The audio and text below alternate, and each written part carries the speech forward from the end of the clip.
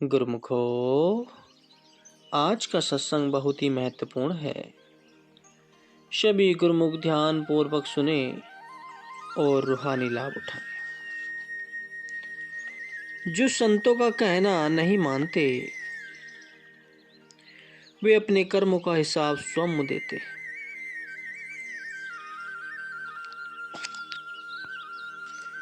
जीते जी जो अपने अंदर जैसा ख्याल सुदृढ़ कर लेता है, उसका परिणाम उसे शरीर रहने तक भी नहीं अपितु मृत्यु उपरांत भी भुगतना पड़ता है। यह सब अज्ञानतावश बुद्धि की मैल के कारण है। इसलिए इंसान को विचार करना चाहिए कि अज्ञानता का अंधकार कैसे दूर हो। इंसान को संसार में किस प्रकार रहना चाहिए। जैसे हम कपड़े पहनते हैं, स्वयं पर मिट्टी न भी कभी डालें तो भी अगले दिन वे मैले ही हो जाते हैं। जैसे घर में हम मिट्टी नहीं डालते तो भी झाड़ू लगाने से मिट्टी निकल ही आती है। दांतों पर रोज हल्की पीली तय चढ़ी जाती है। इसी प्रकार बुद्धि पर मायावी विचारों और कुसंग का प्रभाव चढ़ ही जाता है। हमें भले ही यह दृष्टि गोचर न हो, किंतु यह धीरे धीरे अपना प्रभाव डाल ही देता है। जैसे नाखून और बाल बढ़ते रहते हैं, लेकिन पता बाद में चलता है, वैसे ही बुद्धि जो अति सूक्ष्म है, उस पर धीरे धीरे मैल चढ़ती जाती है। पहले तो उसका कुछ पता नहीं चलता, किंतु उसका परिणाम बाद में दृष्टिगोचर होता है। इंसान का स्वभाव पशु समान होता जाता है। क्रोध और अहंकार के कारण उसे कितनी ही मुश्किलों का सामना करना पड़ता है। मोह और काम के कारण उसे कितनी ही बीमारियां घेर लेती हैं। लोभ आदि विकारों के कारण मित्र भी शत्रु बन जाते हैं। विचार इतने दूषित हो जाते हैं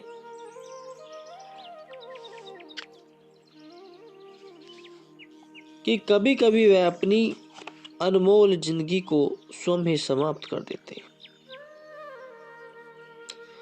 अब प्रश्न यह उठता है कि ऐसे दुख से स्वयं को कैसे बचाएं और अपने मलिन विचारों को दग्ध कर किस प्रकार अंतःकरण को उज्जवल एवं शुद्ध बनाएं।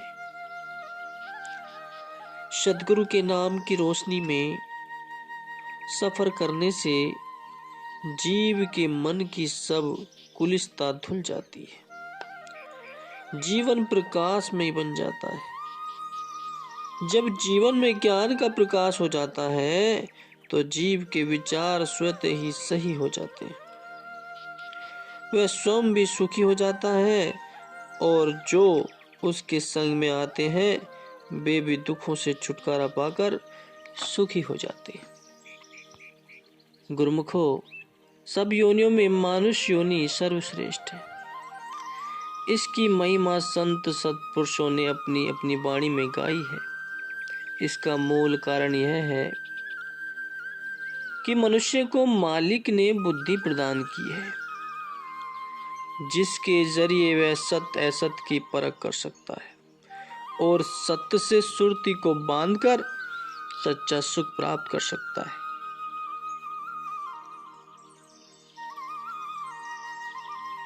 लेकिन मनुष्य फिर भी खुशी और दुख, चिंता, फिक्र और दुखों का शिकार हो रहा है। उसका कारण यह है कि उसकी बुद्धि पर मोह माया के आवरण चढ़ गए हैं, जिससे वह असत्य को सत्य समझ बैठा है। अपने अंतर हृदय में जो आनंद का भंडार है, उससे मुंह फेर कर बाह्य भौतिक पदार्थ में आनंद की खोज करता है। जैसे किसी लालटेन के कांच के ऊपर मिट्टी जम जाए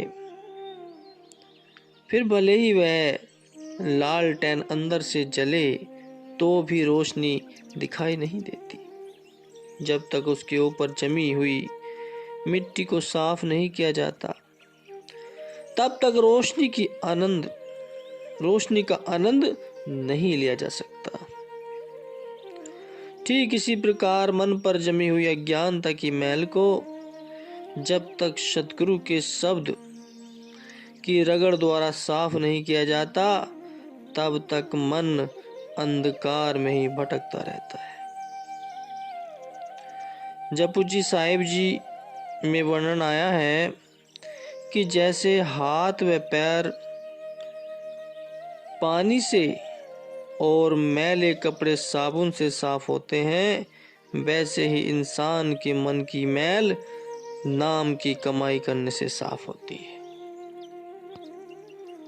जैसे कपड़ा तो वास्तव में साफ होता है मगर मैल के कारण सफाई ढक जाती है। साबुन की रगड़ केवल मैल को हटाती है, सफाई तो उसमें पहले से ही होती है। जैसे माचिस की तीली पर मसाला लगा पड़ा है, आग उसमें पहले से ही मौजूद है, लेकिन उसको प्रकट करने के लिए तीली को माचिस से रगड़ खानी पड़ेगी, तभी वह गुप्त आग प्रज्वलित होगी। जैसे रोशनी के लिए तीली माचिस की रगड़ की मोहताज है, वैसे ही मन माया की मैल को दूर करने के लिए जीव की सुरती महापुरुषों के वचनों व नाम उपदेश की मोहताज है। जो वचनानुसार सेवा करता है उसमें शक्ति का प्रादुर्भाव होता है और उसका हृदय रोशन हो जाता है। इसके विपरीत जो जीव स्वयं को बड़ा बुद्धिमान तो समझता है परंतु अपनी सुरती को गुरु शब्द से नहीं मिलाता और सत्संग की रगड़ से नहीं चमकाता, उसके अंदर कभी प्रकाश नहीं हो सकता।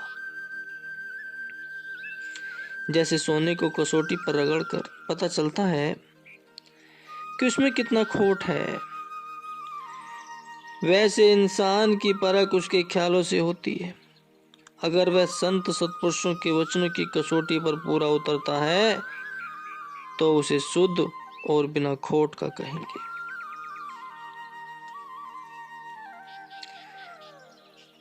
कहू नानक प्रभु इते जनाई, बिनु गुरु भक्ति मुक्ति न पाइए भाई। कहते हैं कि परमात्मा ने मुझे जानने के लिए प्रेरित किया कि सतगुरु के बिना कभी मुक्ति प्राप्त नहीं हो सकती। मुक्ति के लिए पूरा हक सतगुरु को दिया गया है। पूर्ण संत सत्पुरुषों के दरगाही फैसले होते हैं। जो उनके हिसाब से जीवन बसर करता है उसे दरगाह में सम्मान मिलता है। दूसरी ओर इंसान की बुद्धि को भटकाने वाले 5 दुश्मन भी अपना पूरा जोर लगाते हैं, लेकिन जिसको शाश्वत आनंद की खोज होती है वह सतगुरु को अपना सच्चा साथी समझकर उनके वचनों पर अमल करके 5 विकारों के पंजे में नहीं आता। वह हर पल सावधानी से अपनी सुरती की संभाल करता है। कोई आदमी अगर घंटों बैठकर भजन करता है लेकिन उसकी सुरती यदि शब्द से स्पर्श नहीं करती तो उसे तनक भी लाभ प्राप्त नहीं होगा। जैसे लोहा यदि पारस को स्पर्श नहीं करता फिर भले ही वह वर्षों तक पारस के पास पड़ा रहे तो भी वह सोना नहीं बन सकता। कि वह भजन तो करता है परंतु मन की शांति फिर भी नहीं मिलती, तो उसका कारण यही है कि सुरती किसी पर्दे के कारण शब्द को स्पर्श नहीं कर पा रही है। हर पल इस बात का निरीक्षण करें कि सुरती बीच बीच में कहाँ चली गई है। उसे जगह जगह से हटाकर शब्द से जोड़ो। जैसे बिना बिजली के कनेक्शन के प्रकाश नहीं होता, जैसे धरती के अंदर जल है और बिना खुदाई के वह प्रकट नहीं होता, उसी प्रकार यदि सुरती का कनेक्शन संत सदगुरु से जुड़ा ही नहीं तो अंतर हृदय में प्रकाश कैसे होगा, में शांति कैसे होगी। संत सदगुरु संसार में आकर इतनी रचना रचते हैं वह इसलिए ताकि इंसान आज्ञा और सेवा में चलकर अज्ञानता के कारण सब आवरणों को दूर कर माया की दास्तां से छोड़कर नाम में अपनी सुरती को लीन कर सके।